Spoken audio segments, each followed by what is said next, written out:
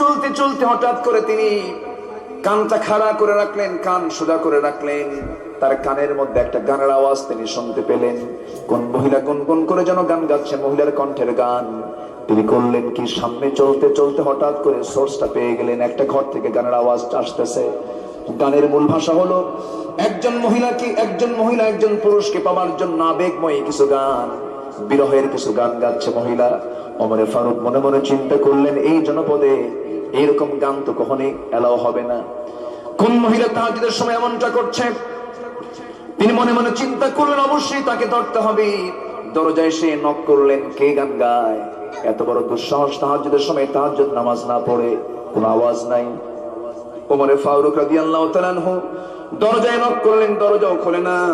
ওমরে ফারুক রাদিয়াল্লাহু আনহু কিতাবের মধ্যে আসছে, ঘরটা ছিল খেজুর পাতার বানানো বেড়ার ঘর। পিছন দিকে আসলেন, আস্তে করে বেড়াটা টান মারলেন, ভিতরে ঢুকে পড়লেন। ভিতরে ঢুকেই দেখেন সামনে প্রদীপ জ্বালানো, একজন মহিলার সামনে মাথায় কাপড় দিয়ে দাঁড়ায় আছে। ওমরে ফারুক বলছেন, মহিলা তুমি কি একটু চিন্তাশীল হও না? এই জনপদে তুমি কেন বিরহের গান তুমি গাচ্ছ? গান তো মানুষকে মুনাফিক বানায় দেয়। আল গিনাউ ইয়ামবুতুন নিফাকা ফিল কলবি। তুমি কেন এই সমস্ত বিরহের গানগুলো গাচ্ছ?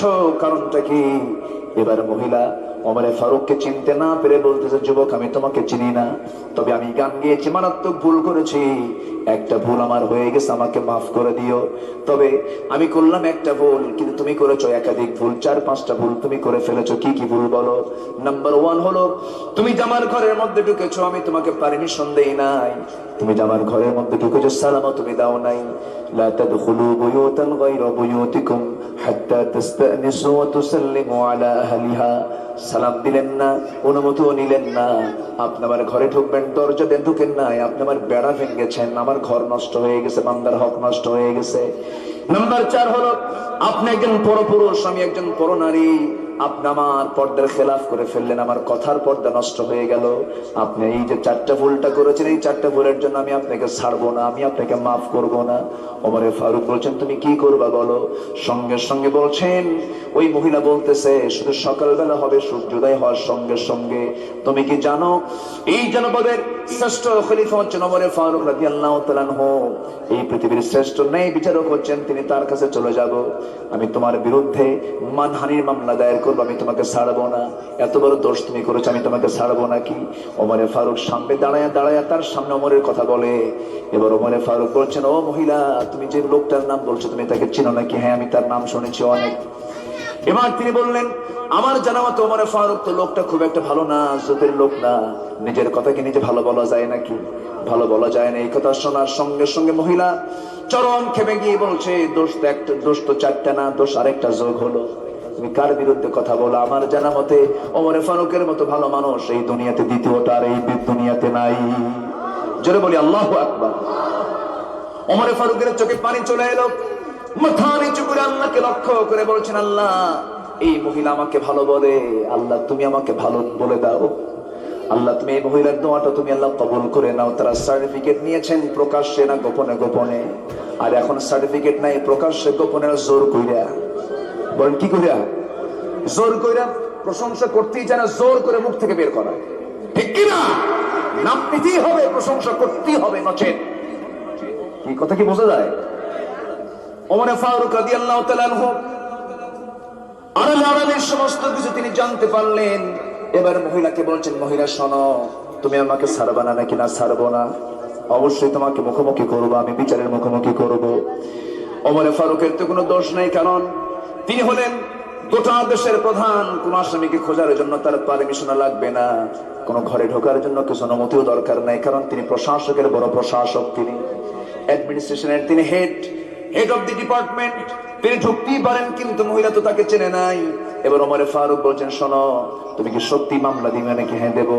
একটা কথা তোমাকে বলি। কি কথা বলেন? তুমি যে গুনগুন করে গান গাচ্ছ, তুমি কার জন্য গান গাও একটু বলো তো আমাকে। এবার মহিলা বলে, শোনেন 4 মাস আগে আমার স্বামীর সঙ্গে বিয়ে হয়েছে।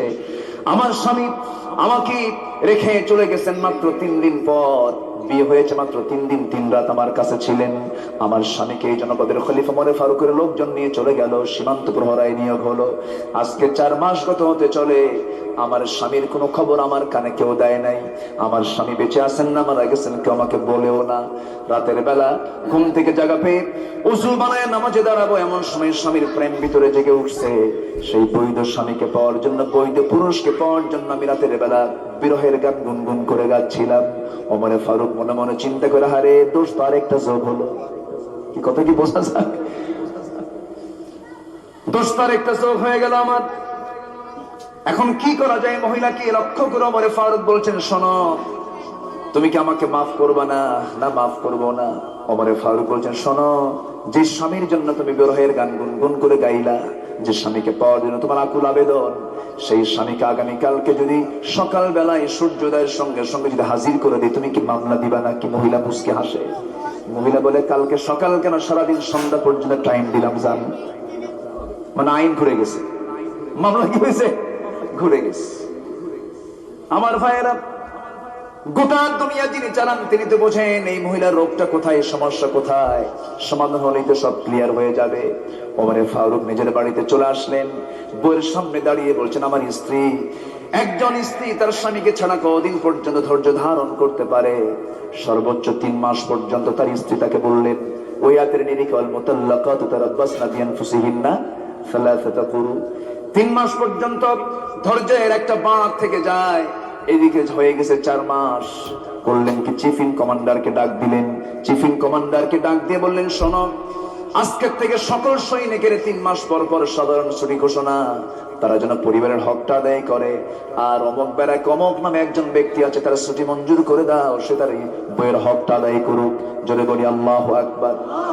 এই যে সুন্দর একটা চরিত্র আমরা ফুটে তোলার চেষ্টা করেছি, শোনার চেষ্টা করেছি, এটার মূল কারণ হলো ওমরের ভিতরে 1 নম্বর গুণ কি ছিল বলেন? ঈমান ছিল। কি ছিল বলেন? ঈমান ছিল। ইন্নাল্লাযীনা আমানু, ঈমান যারা ঠিক মতো আনবে, ওয়াল্লাযীনা হাজারু, যারা হিজরত করবে, ত্যাগ স্বীকার করবে, স্যাক্রিফাইস যারা করবে, দ্বীনের জন্য মুহাজির হয়েছেন সাহাবীরা, তাদের জীবনে কত কষ্ট তারা